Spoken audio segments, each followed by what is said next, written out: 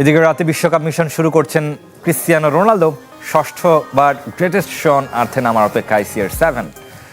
তার দেশ পর্তুগালের প্রতিপক্ষ DR কঙ্গো, যারা প্রথমবার একে অপরের মুখোমুখি হচ্ছেন। হিউস্টনে ম্যাচটি শুরু হবে রাত 11টায়। 52 বছর পর বিশ্বকাপ খেলছে আফ্রিকার দেশটি, আর বিশ্বসেরা মিডফিল্ড নিয়ে অধরা স্বর্ণালী ট্রফিটা ধরতে চায় পর্তুগাল।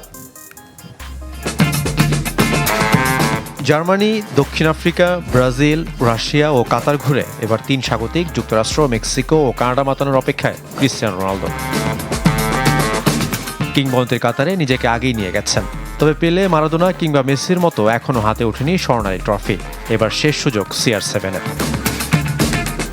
যে আক্ষেপ সঙ্গী পুরো পর্তুগাল দলেরও।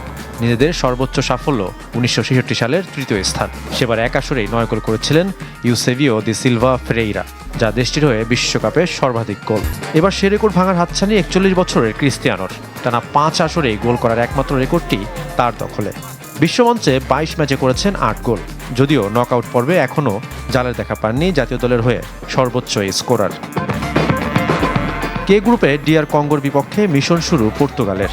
আফ্রিকার দেশটি সবশেষ বিশ্বকাপে খেলেছিল 1974 সালে। তাদের সাথে লড়াইয়ের আগে ফ্লোরিডার পাম বিচে শেষবারের মতো নিজেদের ঝালিয়ে নিয়েছে সেলেসাও দা কিউনাস।